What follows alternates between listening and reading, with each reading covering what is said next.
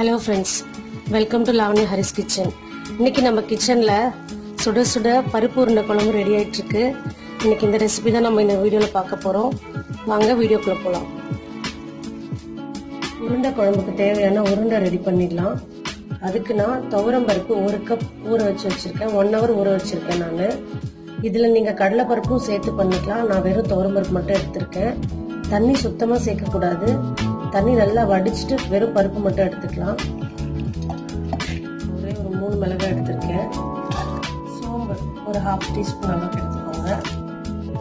உருண்டைக்கு தேவையான உப்பு கொஞ்சமாக சேர்த்துக்கலாம். இதை அரைச்சி எடுத்துக்கலாம். பருப்பு நம்ம அரைச்சி எடுத்தாச்சு. இந்த அளவுக்கு கொரகொரப்பாக இருக்கணும். ரொம்ப நைஸாலாம் அரைக்கக்கூடாது. அதே மாதிரி ரொம்ப தண்ணியாகவும் அரைக்கக்கூடாது. நல்லா வடையை விட கொஞ்சம் லூஸா அரைச்சி வச்சுக்கணும். மசாலா வடை கரைப்போம் இல்லையா, அதை விட கொஞ்சம் லூஸா அரைச்சி வச்சுக்கோங்க. இப்போ இதுல வெங்காயம் பொடியா கட் பண்ணி எடுத்து வச்சிருக்கேன். ஒரே ஒரு வெங்காயம் தான், அதை சேர்த்துட்டேன். 1 ஸ்பூன் தேங்காய் அதிகமா சேர்க்க வேண்டாம், உருண்டை ஒழுங்கா வராது, அதுக்காக தான். கொத்தமல்லி, இதை எல்லாத்தையும் சேர்த்துட்டு ஒன்னா கலந்துடலாம். இந்த மாதிரி எல்லாத்தையும் நல்லா பிசைஞ்சு வச்சுக்கலாம் ஒன்றா. இப்போ இதை நம்ம உருண்டைங்களா உருட்டி எடுத்து வச்சுக்கலாம். கலந்து வச்சிருந்த பருப்பை நம்ம உருண்டைங்களா உருட்டி எடுத்து வச்சிருக்கோம். அடுத்து நம்ம இதை இட்லி பாத்திரத்தில் வச்சு வேக வச்சு எடுத்துடலாம். இட்லி தட்டில் லைட்டாக ஆயில் போட்டு வச்சிருக்கேன். நல்லா அப்ளை பண்ணிடலாம். அப்போதான் நம்ம உருண்டைங்க நல்லா ஒட்டாம நல்லா வெந்து வரும்.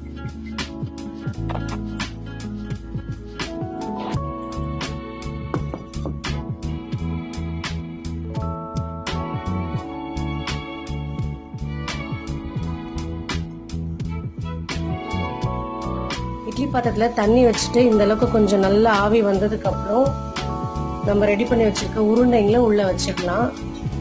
இது ஒரு 10 நிமிஷம் போல மீடியம் ஃப்ளேம்ல வச்சுடுங்க. நல்லா வெந்து வரணும்.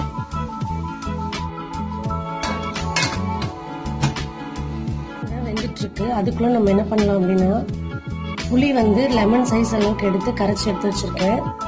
இதை இந்த தண்ணியில சேர்த்துடுறேன். இந்த தண்ணி நம்ம மிக்ஸி யூஸ் பண்ணோம் இல்லையா பருப்பு அரைக்கிறதுக்கு, அந்த மிக்ஸி ஜார் நல்லா வாஷ் பண்ணி எடுத்து வச்சிருக்கேன். இந்த தண்ணி யூஸ் பண்ணோம் அப்படின்னா கிரேவி நல்லா திக்கா கிடைக்கும். உருண்டைங்க வெந்துருச்சான்னு பார்த்துடலாம். நம்ம வச்சுட்டு 10 மினிட்ஸ் ஆயிடுச்சு. நல்லா வெந்துடுச்சு. இப்போ நம்ம கேஸ் ஆஃப் பண்ணிட்டு உருண்டையெல்லாம் வெளில எடுத்து வச்சிடலாம். இப்போ உருண்டை குழம்பு நம்ம பண்ணிடலாம். அதுக்கு 2 ஸ்பூன் எண்ணெய் சேர்த்துக்கிறேன். எண்ணெய் காஞ்சதும் வடகம் சேர்த்துக்கிறேன் நான். நல்லா இருக்கும் டேஸ்ட்டு.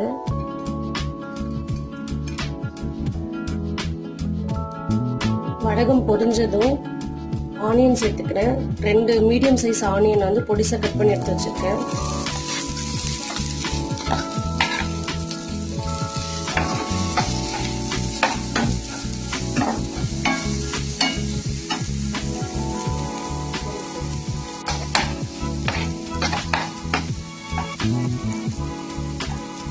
எண்ணெய் நான் நல்லெண்ணெய் யூஸ் பண்ணிருக்கேன். நல்லெண்ணெய் யூஸ் பண்ணீங்கன்னா டேஸ்ட் நல்லா இருக்கும் குழம்பு.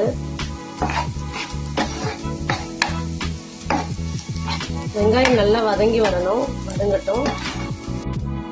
வெங்காயம் இந்த அளவுக்கு நல்லா வதங்கினதும் 6 பல்லு பூண்டை நல்லா தட்டி எடுத்து வச்சிருக்கேன். அதை சேர்த்துக்கலாம். இதுல கருவேப்பிலை சேர்த்துக்கலாம்.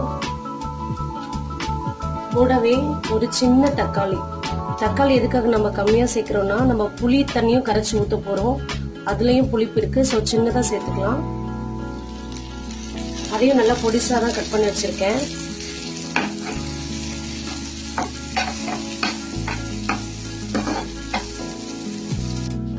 தக்காளி வெங்காயம் எல்லாமே நல்லா வதங்கிடுச்சு. இப்போ இதுல 1/2 ஸ்பூன் மஞ்சள் தூள், 2 ஸ்பூன் மிளகாய் தூள் சேர்க்கிறேன். உங்க காரத்துக்கு தகுந்த மாதிரி நீங்க சேர்த்துக்கோங்க. எல்லாத்தையும் சேர்த்துட்டு நல்லா வதக்கிடலாம்.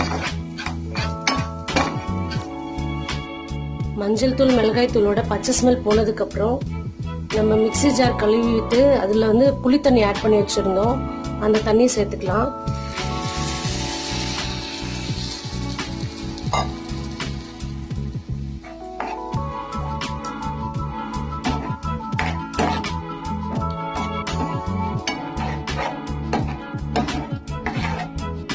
நான் இன்னும் கொஞ்சம் தண்ணி சேர்த்துக்கிறேன்.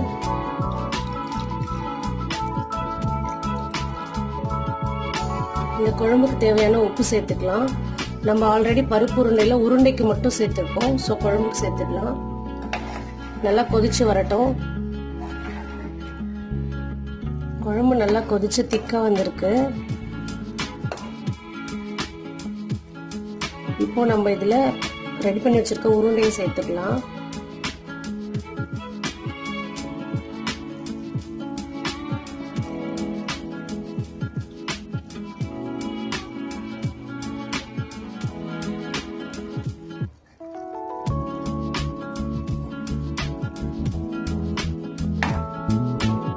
உருண்டைகளை சேர்த்துட்டு ஒரு 5 மினிட்ஸ் இது நல்லா கொதிக்கணும். கொதிச்சு வரட்டும். இந்த குழம்பு சூப்பராக தயாராகிடுச்சு. நீங்களும் இந்த மாதிரி ட்ரை பண்ணி பாருங்கள். ட்ரை பண்ணி பார்த்துட்டு கமெண்ட்ஸ் எனக்கு சொல்லுங்கள். தேங்க்யூ.